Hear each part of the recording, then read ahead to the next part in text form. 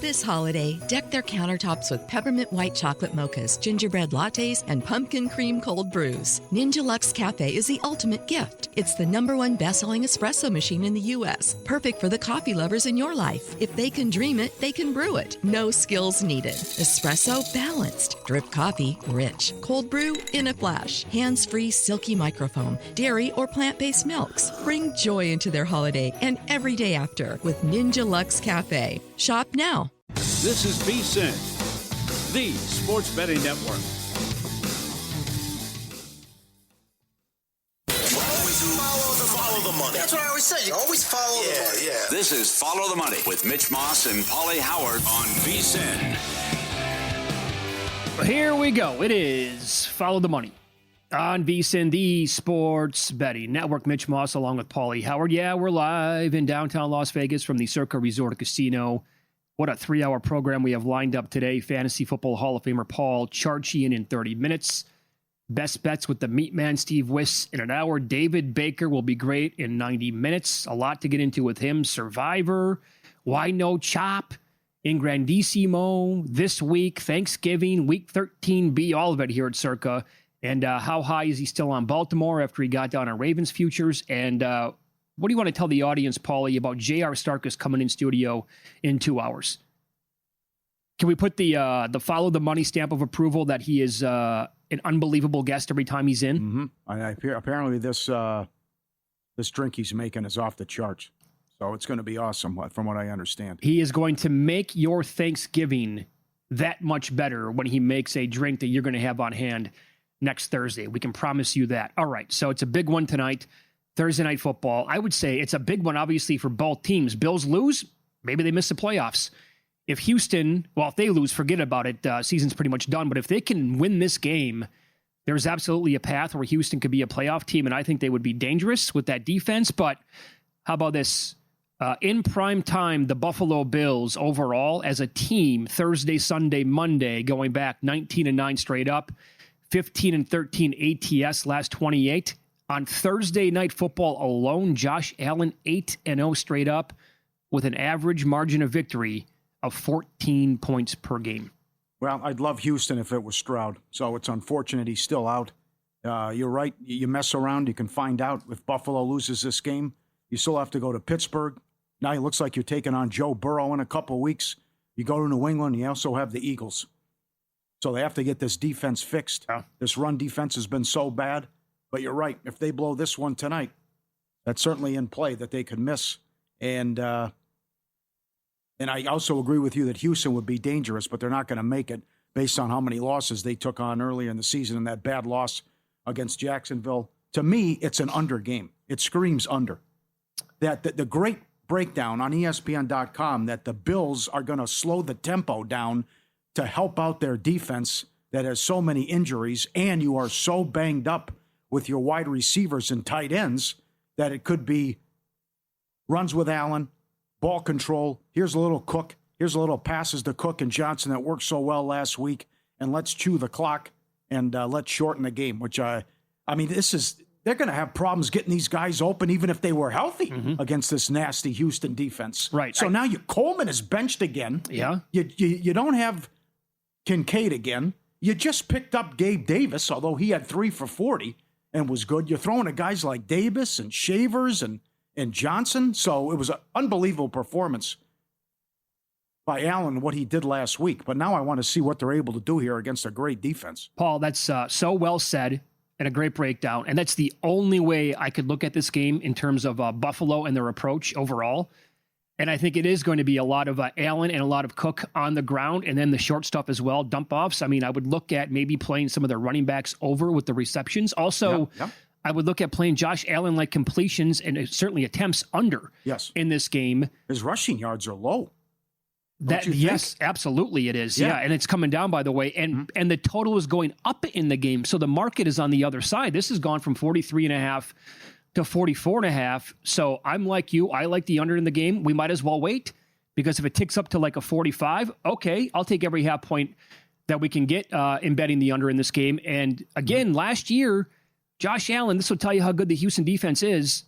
and it's better this year than it was last year. Josh Allen was 9 of 30. He won the MVP last year. He was so good. And they had that stretch of games where they scored 30+. They set an all-time NFL record for most consecutive games scoring at least 30+. He was 9 of 30 throwing the ball in that game. Had no chance. Yep. Should have been a blowout. Stroud was awful in the second half.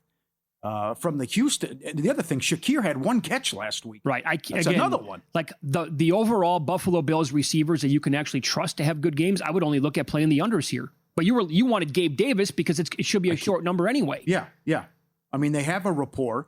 They were on the same page last week. These books are late to post. Let's go. Let's get some Gabe Davis up there. They have anytime touchdown available, but they don't have receptions or yards up as well. How about from the Houston standpoint? I mean, this has got to be, isn't this interesting today? They cut Dameon Pierce. Boy, how things have changed. I know. He was so good a couple of years ago. You're thinking rookie of the year. The start he was off to. But it should be a lot of marks. Buffalo's horrible against the run. It should be dump-offs to marks as well. But Mills has been pretty good in there. You know, that great comeback against Jacksonville in the fourth quarter. Nico Collins is back, and he's delivering. Jaden Higgins has been a target machine 3 of the last 4 games. And hello, Dalton Schultz, who's been good the last 3 games. So I could see a lot of guys here eating and going over with their longest reception and over their yardage here with the weapons they have, and with Nico, Schultz, Higgins. And I think it could be a big game on the ground from Marks. And if you want to put those same game parlays together and ladder his yards and throw in an anytime touchdown, I think that's a good way to attack it as well. Now, how about Woody Marks overall, Pauly? Always shop around. He's 61.5 at FanDuel. He's 66.5 at DraftKings. I'm gonna flip it. I think it's a high number there on him. I want to buy low on Nick Chubb. Oh, you do? Oh, yeah. He has to get over 20.5 yards rushing. How many carries he's going to get? That might take 5. Yeah, all right. You give me 5 carries with Nick Chubb, he might go over that number. Yeah. Because I want to look at Marks' receiving yards in this game. You can get Buffalo in the air, throwing the football to running backs.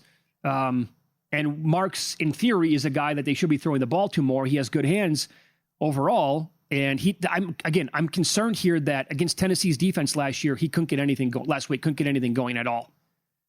And for what it's worth, Davis Mills also 8.5 with the rushing yards. Yeah, what do you want to do?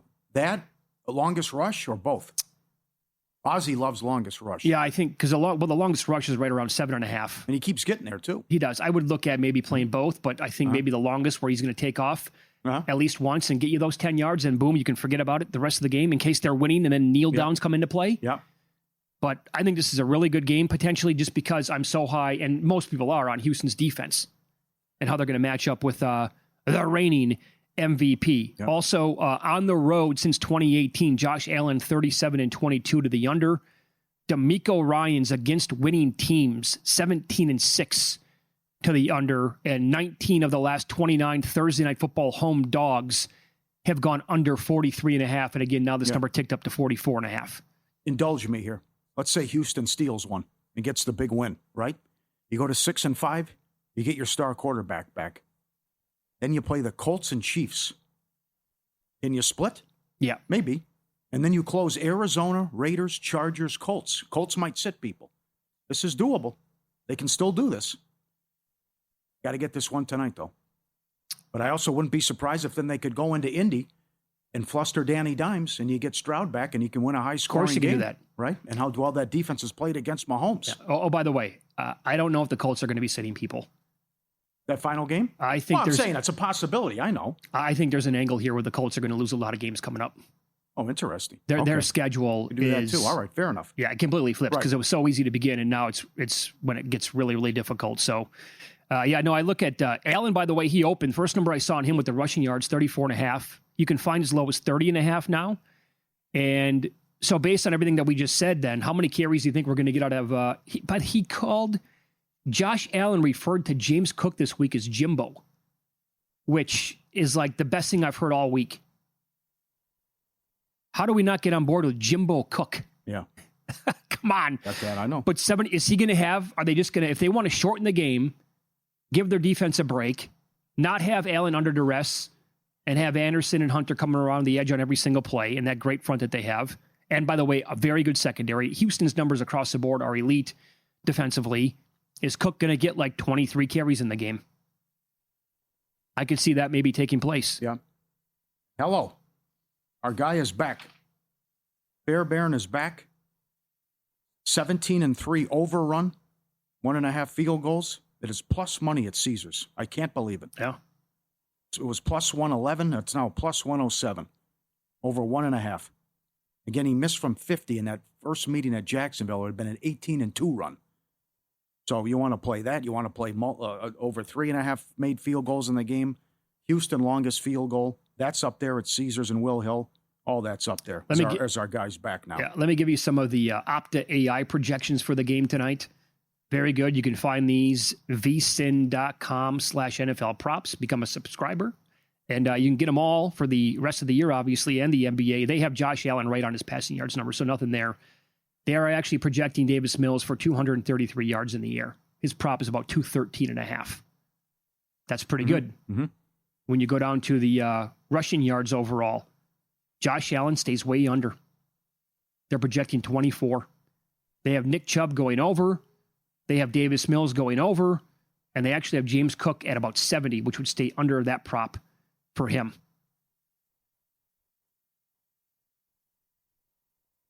I'll try to look at carries. We'll get you the other Opta AI numbers here throughout the rest of the show as well. Want the ultimate Vegas weekend? VSiN and Circa have you covered. The first 100 new VSiN Pro annual subscribers who sign up using promo code CIRCA, free 3-night stay. The 2nd through the 5th in a day bed at Stadium Swim for the final weekend of the NFL regular season. You'll also save 50% off the monthly price, full year of VSiN Pro, every best bet, every host, every guest, the AI-powered prop tools. They love Zach LaVine tonight. Check them out every day. NBA, NFL, every betting guide. Don't miss your shot. This exclusive Circa getaway. VSiN.com/Circa, promo code Circa, free 3-night stay, and the day bed at Stadium Swim, the 2nd through the 5th. VSiN.com/Circa. That is an incredible offer, one of the best we've ever had here, I think, on the network. By the way, the Opta AI projections have Chubb getting 6 carries. You give me 6 carries. I think he's going to go over 20 yards in the game. Pauly's going to recap last night's betting action. Win some, lose some is up next. The Knicks became the first team in history to shoot this poorly and still win. Details coming up.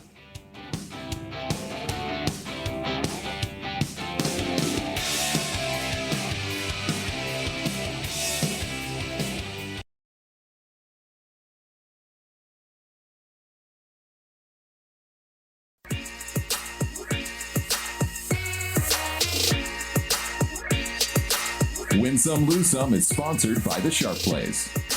Were you a winner last night? Wow, winning. Or was it a rough one? Well, they can't all be winners, can they? Loser! You're a loser! Pauly Howard recaps the night in sports betting in Win Some, Lose Some. All right, the Heat from 6 up to 10.5, covered against Golden State. Outscored them 38-22 in the fourth quarter. Bam only took 4 threes, but made 3 of them. There you go, big fella. Bombs away with Bam. Rockets +4 went off the favorite. Took care of the Cavs as they are on fire. They've won 10 of 11, 114-104. Middle Tennis, William and Mary +330 on the money line. Beat Bowling Green 82-74. And as Arizona beat UConn +180 on the money line. Hurley after the game, they bumped us 71-67. Boy, the Big 12 is stacked at the top. Yeah, you're not kidding. That's a good league. Subscribe, be part of the team. VSiN.com, our radio and podcast friends. You always want to see these tweets and videos at Pauly Does Vegas on Instagram. Send them in. We'll put you on. Great job by the SoCal people, the Los Angeles drivers. There was a dog loose on the 405, and look how everyone started going 5 miles an hour, pulling over, trying to help them, get them off the freeway, trying to get them in the car, kept running away. Cops got involved. It was a beautiful thing. And everything, finally, they got him off to the side and got him off the freeway and off to the side. And an excellent job by everyone with those drivers. And it's interesting, came out today. I was talking to my guy, Jordan Scott. He rescued a dog the other day off the freeway. Did he really? And there you see him getting to safety on the side. Great job by the people in SoCal. Awesome. This is good. Mama keeping the puppies in check compilation. Very good. You can't get the treat unless you sit down. You got to sit for the treat, right? Tap them on the head. Here, grabbing the owner's shoe. Knock that off. Coming over. No good. Right? Can't do that. Here's another one. Patting them on the head. You got to lay down for the treat. You got to sit. You can't do that, right? Helping them out. Here's another one where the dog's going at. No, I mean, this is great. I'll put that up later. Send that to me, Luke. A great compilation here of the kid getting out of control and the mom coming in to say, behave, better manners, lose some. Hornets +3 went off the favorite. What was the end one there? What was that one? What was the one at the end? Oh, the Dalmatian, the mom got so mad at the puppy that she came over and put his whole face in her mouth. Did you see that? The puppy's whole head was in the mom's mouth. Couch, yeah. Oh, that's unbelievable. That's great. Here Watch this one right here. Barking at him on the couch. Knocking it off. Yeah, that's good. That'll shut him up. Yeah, that'll shut him up. That's excellent. Very good. Hornets +3 went off the favorite. No dice. Thunder 15 up to 18.5. One didn't cover. Knicks 4.5 up to 8.5. Lucky to get the win. Bulls 1.5 up to 3.5. Oh, God. More on that coming up. Middle Tennessee, Michigan over 153 up to 159. No good. In a vicious beat. Bulls laying 2 or 2.5 or 3. They led by 22 with 9 minutes left. Come on. And they needed a Vucevic 3 at the buzzer. Should have lost the game, the way it played out. Total collapse. Portland out of nowhere. Oh. Another good win for the Bulls. But up 22 with 9 minutes. Come on. Before the line moves, sharp plays already there. They don't just follow the market. They help move it. You're not going to outsmart billion-dollar books or full-time sharps on your own. Jeff and the crew with follow the money since day one and at it since 2011. The AI plays up 50 units, unmatched transparency, records updated daily, alerts directly from the pros. Look for the first touchdown tweets later today and the Mr. Poison tweets on Sunday. Trusted by pros, watched by the book, sharpplays.com. Thanks to people tweeting in at 365. Gabe Davis is 24.5. I like it over. Yeah. We don't have it right here in Las Vegas. I don't know what the holdup is. No. Let me give you this. OptaStats tweeted this out after the game last night. The New York Knickerbockers, first team in NBA history, Pauly, to miss, you ready for this? 30-plus threes in a game, along with 15-plus free throws, and still win it in regulation. First team in the history of the sport to do that. Yikes. So we also have college football tonight. I like what you were saying to me. Share this with the audience, because it's true, about the Thursday night college schedule this year. It's been a horrible schedule the whole season. Can you think of one marquee matchup we've had? The season's over next week. It is, yeah. When's been a big-time Thursday night matchup on college football? Not that long ago, we had them peppered throughout the entire regular season. So anyway, we're getting La Tech, Louisiana, and Arkansas State tonight. The Red Wolves are favored at home by 2.5. The total is 54. Good breakdown today. vsin.com, Steve Makinen. So last week, Louisiana faced Texas State. Final score 42-39. And when you look at the betting splits, again on the website here, vsin.com, DraftKings, a lot of the people betting the game tonight with the total, 66% of the handle is on the over. So that's actually come down a little bit. It was 76% earlier today. But he pointed out that Arkansas State plays a completely different style of game than Texas State. Their combined scores are 49.8 per game compared to TSU's 68 overall. The Red Wolves defense is playing well as of late, 21.3 points per game allowed last 4 games. And he factors this in as well. 2 nice betting systems to go with the under. First, Sun Belt non-Saturday games have gone under the total at a 65% clip since 2015. The overall record is 53, 28, and 1. And number 2, the Sun Belt small home favorite / pick'em in the pick'em to 5.5 point line range. Totals here in the mid 50s to mid 60s. Way under the total since 2015, 43 and 19 overall, 69.4%. I played it under 54 earlier today. All right, good breakdown. Mm-hmm. Ready? Looks like Burrow's going to play. Yeah. Maybe this weekend. That's right. That's come down. New England now 6.5 in some spots. Looks like Rodgers could play. He was out there today. The more we get into the season and the more the Eagles struggle, stuff comes out of what's going on with the dynamic and the chemistry. There's a report that multiple players are upset at Hurts. What they're doing in practice isn't carrying over to the game.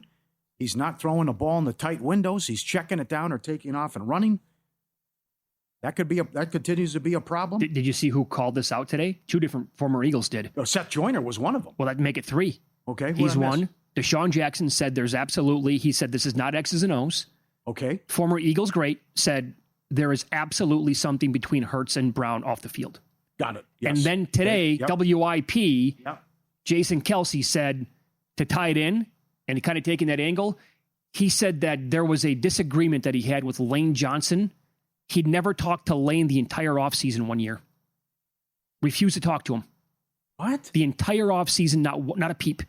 Wow. And so where there is smoke, there's absolutely fire here. Not good. Not good, my man. Let me share a couple great trends. Christmas 2023. San Francisco, 1-15 ATS off a win. Incredible. Kansas City's the 15th team since 1990 to be 5-5 or worse and favored against a team with this many wins. The previous 14-0 straight up, 12-0-2 ATS. Wow. That's your big boy as well. And Sanders making his first start Sunday. The previous 17 Cleveland quarterbacks who made their first start all lost. The last Browns quarterback to win his first start, Eric Zier, 1995. Oh, are you kidding me? Eric Zier. Good job, Evan Abrams. 0-17 since 1990. Raiders up to 4. Dak, 21-2 straight up at home against the NFC East. 18 in a row. 18. Oh. That's down to 3. Wait. So though he is not, that would be last year, 6 years basically then. Yeah, it wasn't him last year. That's when right. He lost to the Eagles. He was hurt. Yeah. So it'd be more than 6 years because he's been hurt multiple times actually. Yeah. That look ahead number was 4.5, by the way. Now Philly's down to 3 in this spot. So let me give you this. You brought that up with Kansas City. If the Colts lose this game, which certainly based on those numbers, and the Chiefs are the Chiefs, and you can see that happening. After that, they play Houston. After that, they play at Jacksonville. Who the hell knows what you're going to get with the Jags? Then they play at Seattle. Then they come back home to San Francisco. That's a Monday night game. Yeah. Then they play Jacksonville again. They're at Houston. You see what I'm saying? Like this team we could be looking at a lot of losses here. Man, but they couldn't slow down Atlanta too. And Penix. Probably should have lost that game. Should have lost that game. So what does that mean? You want to bet them on the no to miss the playoffs? No, I'm not going to get that aggressive. But that certainly is going to open things up with Coach of the Year and some other markets too. And let's see if Taylor can keep this going. As high as $4 Offensive Player of the Year. JSN is the first player in history to have 75 yards or more 10 games in a row to start the season. Wow. First 10 games, I'll say it that way. So still got a shot for him if he's going to put up $120 every game. That's a tough schedule, I know. It's very tough, yeah. But also, here's the thing. Like, I'm not going to fire, and I'm not going to tell people to bet Jacksonville to win the division. Because, again, I can't trust that team. You don't know what you're going to get on a weekly basis. Maybe there's an angle. If Houston could somehow shock Buffalo tonight, and it's not the biggest point spread of all time, I would like to see that team get into the playoffs. Fantasy Football Hall of Famer Paul Charchian coming up next. A running back is expected back this week, but please tell me the team isn't going to screw this up. Find out who we're talking about next here on VSiN.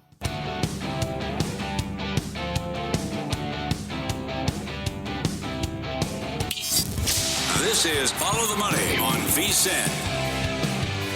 A lot of football to get into as Fantasy Football Hall of Famer, longtime friend of the show, Paul Charchian joins the program now, and he is on the Progressive Guest Line.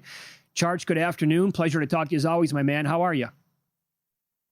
I'm doing great. And it is a long time friendship with both of you. I was I was in Las Vegas last weekend recounting how we all originally met going way back like 12 years ago. Ooh, I think it might be John Hansen when I happened to be at the station. You're at the station you were on at the time, and I needed to borrow their ISDN line. And, we've been good friends for a long time. I love you guys. Yeah, I think you're older than we think. We're all older than you think. It's been way more than 12 years, man. That might be. I think it's almost 20. I bet it has. Yeah. Anyway, You're probably right. Let's begin with this. Okay, so Travion Henderson has 5 touchdowns last 2 games. Just watch the games. He is clearly the best running back here on this entire team. Now, Ramondre Stevenson is, in theory, back this weekend. Is this team going to screw it up for everybody? Yep. Yeah, they are. Oh, no. But Mike Vrabel Mike Vrabel is a guy who wants to see his players earn their starting time. Ramondre had done it early, and early on it was inconsistent results when they were primarily using Ramondre. But us fumbling aside, Ramondre does a lot of things that we know is important to Mike Vrabel, like blocking, key among them. Travion was really bad in a lot of those other areas. But you got to believe after the last 2 weeks that Henderson's done enough to unlock a fair amount of playing time. But I just don't see Vrabel flipping the script and suddenly going with a single back. Now, when he had Derrick Henry, of course, that's exactly what he did. But Travion Henderson is nothing like Derrick Henry. I still think this is going to be a frustrating situation, at least in the near term, where Stevenson's going to get a fair amount of work. Henderson is too. But the great news is they've got the Bengals coming up. You can start both of those guys. You can get paid for both of them. Cincinnati allowing the most fantasy points to running backs, not even close. They're giving up, get this, not only the most rushing yards, they're giving up the most receiving yards to opposing running backs. Both guys can catch. I think there's a scenario here where they both end up with solid box scores. But in terms of any kind of wagering opportunity, I would just let this thing rest and see how this thing works itself out rather than try to second guess how Mike Vrabel is going to go with this. But I'll be shocked if Stevenson does not have a significant role in this game. It was embarrassing last week against the Steelers, what the dump-offs and how long they went. So what happens now with Burrow and what happens with Chase being suspended? Right. So Joe Flacco's got a shoulder injury. He might be in worse shape than Burrow is. I think there's a very real chance Burrow starts. I don't think we've had any kind of official word yet. Now, you won't have Jamar Chase, which you mentioned, thanks to the spitting suspension. Mitch and Pauly, have you ever spit on anybody? Have you ever gotten so mad no, that you spit on somebody? It's the lowest form of human indecency that you can perform. I loved Mike Tomlin's answer. Yeah, anything goes if someone does that? He asked if he gave Jalen Ramsey any advice. He goes, I don't have advice. Just act whatever you think is appropriate. That's how you respond. Mm-hmm. Yeah, you do it whatever you want. Now, I, as an older brother, felt obliged, as older brothers should do, to pin down my younger brother and do that bit where he's all pinned down. And then you let the spit come down on his face, and then you suck it up at the last second, and you watch him squirm. Oh, but I let the spit go a little too far, and I couldn't suck it all back up. Yeah. But, rite of passage, I feel like he can't even say that he's fully grown up until after your older brother's done that. I'll say this much. If I were the DoorDash driver for Jamar Chase, I would not show up with cold fries. Just saying. Yeah. Yeah. Good point. Right. Joe Burrow faces the Patriots. Now, the Patriots, as you and I know, because we've talked about it many times, elite run defense. You're going to see a lot of passing in this game, even without Jamar Chase. Patriots shut down Justin Fields last week, but every team does that. Other quarterbacks that they've seen recently, Baker Mayfield, 3 touchdowns, Michael Penix, 3 touchdowns. Chase is off the field. That leaves New England's star cornerback, Christy Gonzalez. About every third game, they'll have him shadow. This is a shadow game. He's going to shadow Higgins. Burrow's other receivers are not worth shadowing. Andre Yosevach and Mitchell Tinsley, and those, forget that. Mm-hmm. So, if it's Burrow here, if Higgins is going to get this tough matchup with Gonzalez, and I don't love the other receivers, I might just wait on Burrow here, see how he looks. He's got to shake off 10 weeks of rust. I don't know. I mean, it's Joe Burrow. He led the NFL in touchdown passes last year. We love him, but I don't know that I feel compelled to bring him into my starting roster in his first game back in this situation without Jamar Chase. All right. We'll expand on this though, right? Because we're going to get into more player props for tonight and this week, and you might as well tell everybody about this one. Then the Chase Brown angle here that you really like. I really like Chase Brown. This is my first official prop of this segment.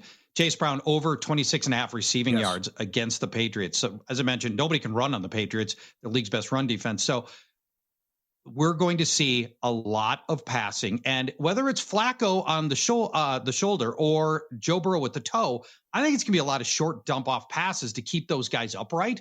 And without Jamar Chase, that frees up 12 targets per game, the most in the NFL. Some portion of those 12 targets are going to go to Chase Brown.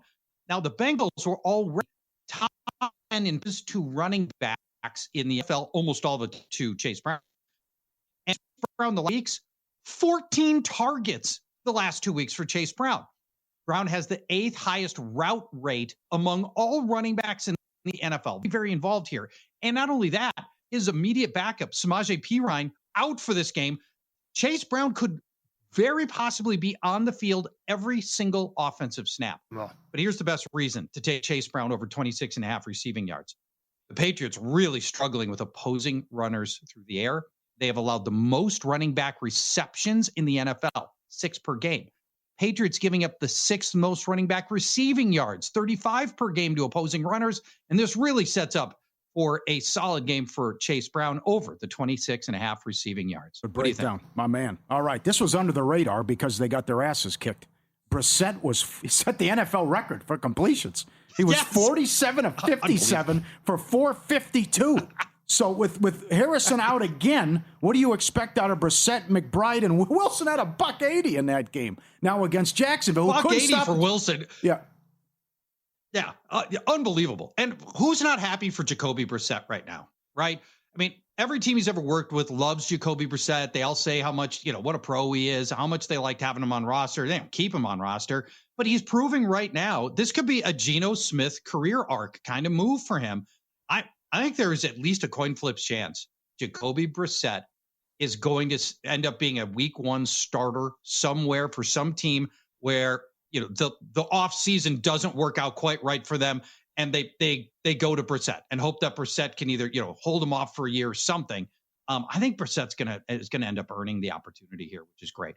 A nice opportunity for a good game against a struggling Jacksonville team as well. They haven't seemed to miss really a beat without Marvin Harrison. Trey McBride has proven himself to be the single most important tight end in fantasy football, and he's starting to turn into the most important player in fantasy football because half your league doesn't have a good tight end.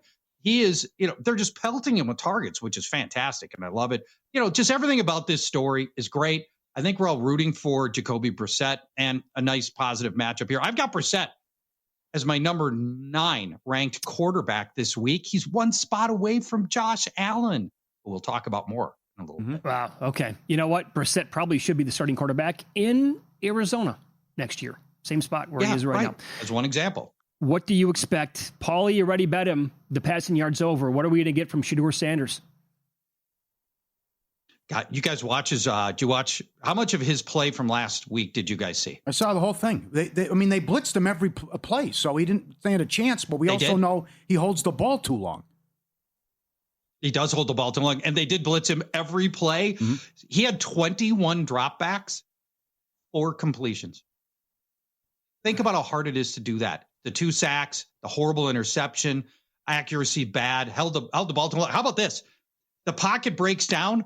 Shedeur Sanders turns his back to his offense. He starts running the other way. Unless you're Fran Tarkenton, do not run away from your offense. With a full week of practice, Sanders has the right to get better, but he's going to face the Raiders, who only do a couple of things particularly well. One of them is Max Crosby rushing the opposing quarterback. He's so bad under pressure. Shedeur's going to introduce all new ways for the Browns to lose games. He's siphoning off with limited fantasy value that already was in Cleveland to guys like Jerry Jeudy and Harold Fannin and David Njoku, who all to me are not startable anymore. And here's something really deflating about this. Let's say Shedeur's awful. Dylan Gabriel stays concussed. Next man up, Deshaun Watson. Oh, no. He's coming back from his Achilles. We might not be done with the Deshaun Watson era. May come back. Oh, please. Oh. We all need that. We have to see that happen. We really do. All right. Well, unbelievable stuff. We'll continue here with Fantasy Football Hall of Famer Paul Charchian. He's on the progressive guest line. He has a lot that he likes coming up tonight between the Bills and the Texans, including a player that he is going to suggest that we all ladder his props for tonight. Find out who it is next.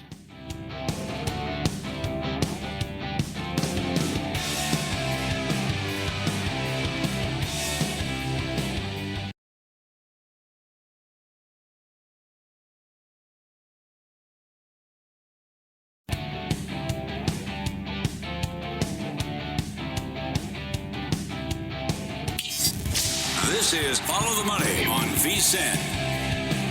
We continue here with Fantasy Football Hall of Famer Paul Charchian as he is on the progressive guest line. All right, Charch, into tonight's game here. Bills on the road against a great Texans defense. Now, this point spread was as high as 6.5 some spots yesterday, now 5.5.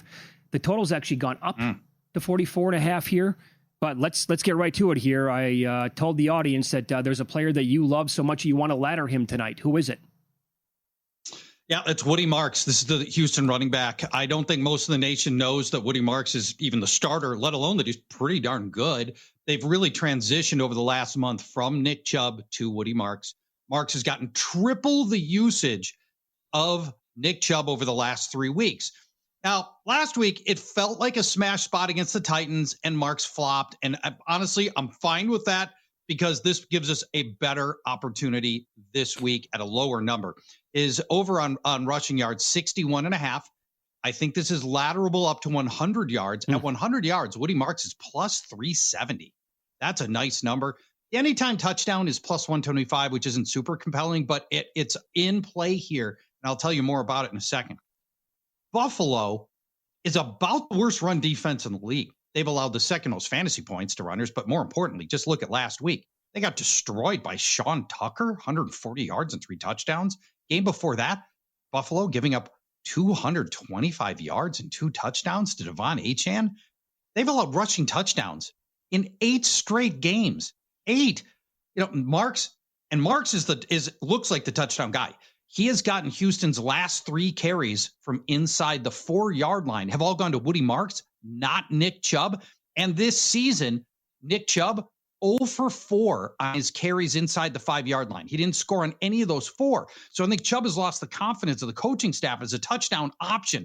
So if they get the ball inside the 5-yard line, 4-yard, 3-yard, I think Woody Marks is going to get those carries like he has the last 3 times they've had rushes inside the 4-yard line. They've all gone to Woody Marks. So I like Marks here. This is a defense that gives a run defense that gives us explosive plays, 3rd most explosive runs, 10 or more yards have given up by the Buffalo Bills. Woody Marks tonight over the 61.5 rushing yards. And I think you can ladder him up to 100 to get a piece of that plus 370. You okay with Nico Collins? He's been good. Mills has been good. Oh, he's been great. And God bless Davis Mills. If I'm Davis Mills and I'm just trying to get tape out there of me having some level of success, I would do exactly what he's doing. I'd throw the ball to Nico Collins constantly. He's had 3 games where he's gotten most of the work, and he's pelted Nico Collins with 11, 15, and 11 targets. I would do the same thing. Nico Collins is the only game-breaking player on that entire offense, really. And Collins has got, with that many catches against a really middle-of-the-pack Buffalo secondary, there's going to be some opportunities for him. I didn't love the number. I didn't feel like it was a bettable number, but I still really like Nico Collins and think this is, if Houston's going to find a way to win, Collins is going to be a big part of that. Okay. Very good. How about the Bills angle? That was a weird game last week. 10 different Bills at a target. Shakir had 1 catch. Shavers went off. Yeah. Gabe Davis came back and had 40 yards.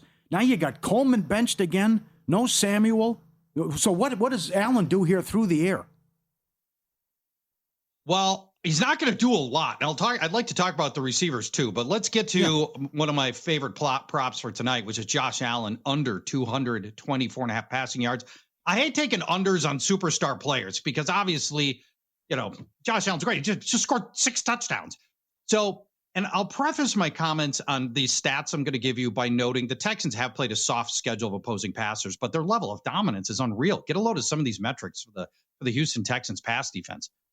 9 straight opponents have failed to reach Josh Allen's number of 224.5. 9 straight. Wow. In the last month, no opposing quarterback has topped 194 passing yards. No opposing quarterback has topped 213 passing yards in 7 straight games. They've given up just 10 passing touchdowns in 10 games this year. And for Josh Allen, who chips in rushing help all the time, no opposing quarterback has scored on the ground against Houston. Now, Allen faced Houston last year, 131 passing yards and 1 passing touchdown. He's been under this line, 224.5 passing yards, 5 times this year. 5 times. And this is his toughest matchup of the year. And it's not like Buffalo's got a superstar receiver.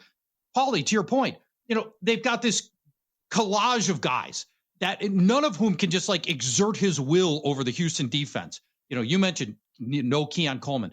Khalil Shakir is going to play through ankle and rib injuries. By the way, he just had his first child this week. You see what they named him? No. Sonny Haven. Sonny Haven? I don't know, man. That's just, to me, Sonny Haven. I don't know. You're just, to me, that's, you're putting your kid in a tough spot right there. Granted, you've got the genetic material of an NFL player, which is great. But now your name's Sonny Haven for the rest of your life? That ain't great. You know what? I kind of like it. I was at a convention once in Las Vegas where I met a guy named Koala. And I'm talking to him about it. And like, how do you end up with the name of Koala? And he's like, oh, my parents were hippies. They thought that'd be really cool. And I get a few drinks into him. And then he admits later on in the evening, his middle name is Bear. They named him Koala Bear. And his last name was like Jalikowski. So it was like Koala Bear Jalikowski. It was really bad. Okay. Parents, don't do that to your kids, man. That's not great. Anyway, Josh Allen under 224 and a half passing yards feels very obtainable to me. Yeah, that, you know what? I'm here for like under on everything with him. The completions, the attempts, the yards, 9 of 30 against this defense. I mean, this might be the best defense in the entire league. So another one here that you like on Sunday, Vikings. Your Minnesota Vikings are taking on the Green Bay Packers in Lambeau Field, and the Packers are a 6.5-point favorite. I've had a problem for like 2 years trying to pinpoint which receiver to attack, but it looks like now Christian Watson's a guy that you need to at least look at every single week. Would you agree? Yep. He's turned into the most bankable receiver the Packers have out of the collage of guys they've got. Leads the team since his return in week 8. Leads the team in routes run, air yards, snaps, and he's running almost even with Romeo Doubs in targets as well. He's a deep ball specialist, Christian Watson. We're going to pick our spot on this for Christian Watson. I want to go over the 23.5 longest reception, 23.5 yards, longest reception. And if he can connect on that, I like the anytime touchdown, although I couldn't find a listing for it yet, but I'm interested in what that should be sitting at. I'm going to guess around 150. Deep ball specialist. Among all NFL starting receivers, Christian Watson ranks number 1 in deepest average pass, 23.5 yards. That's his number. His line is 23.5 yards. The Vikings allowing the 9th deepest average pass, and more specifically, on passes over 20 yards, the Vikings rank 31st in completion percentage, second worst. The average completion on passes of over 20 yards against the Vikings is 35 yards. They're getting killed on these deep balls. And here's a deep ball specialist coming. The Vikings secondary shorthanded at cornerback. They're using off-the-couch journeyman Fabian Moreau as their third cornerback. If Watson gets that matchup, it's over and you get the touchdown. Christian Watson over 23.5 yard longest reception. Dynamite breakdown. First book I looked at, FanDuel, plus 210 anytime touchdown for Christian Watson. Oh, I like that better. You like that better? Good. There we go. Yeah, Let's bring that in. Yep, that is, like that bring that in. I mean, when you watch the games, by the way, with Green Bay, it can be maddening because Love will throw off his wrong foot 50 yards down the field in the triple coverage, but more times than not, the guy he's looking at is Christian Watson. Yep. You know? And he's the only guy out of that group that I would ever want to put any of my money towards because just everybody else are just epic ball droppers. Good God. Yep. Romeo Doubs, Dontavian Wicks, just grade A ball droppers. They want nothing to do with catching passes. It's a tough spot. Jordan Love takes a lot of heat for that, and he earns a lot of heat, but those are bad. Those are bad spots. Okay, so in the previous segment, by the way, you said Jacoby Brissett could be a week 1 starter in the NFL next year. I said, well, how about the team he's on right now? To go full circle. Absolutely. How about Minnesota? Oh, man, if it's come to that, everything's gone horribly wrong for J.J. McCarthy. And right now, the frustrating part of McCarthy right now is through the 5-game sample size, try to find that little thing you're hoping for that looks great and he can expand on. There are a lot of good quarterbacks in the NFL whose first 5 games weren't great, Josh Allen.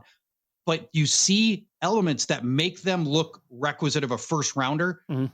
I can't find those spots in a JJ McCarthy's game yet. And I'm getting worried there isn't something special in this kid. It's still way too early to know for sure, but by now, most of the great quarterbacks are showing signs of greatness, and we're just not getting it out of JJ McCarthy. I don't know. Maybe it is Jacoby Brissett, and those two battle in the preseason to see who starts the season. Yeah, well said. Totally agree, man. Boy. Follow him on X. He's at Paul Charchian. We'll talk to you next Wednesday, right before Thanksgiving. You got it. Thanks, friends. Talk to you then. Bye-bye. All right, pal. Have a great week. There you go. Paul Charchian on the Progressive guest line. Up next, best bets in soccer. We're going to get analysis, why he likes the bets. The meat man, Steve Wiss, on the program coming up here on VSiN.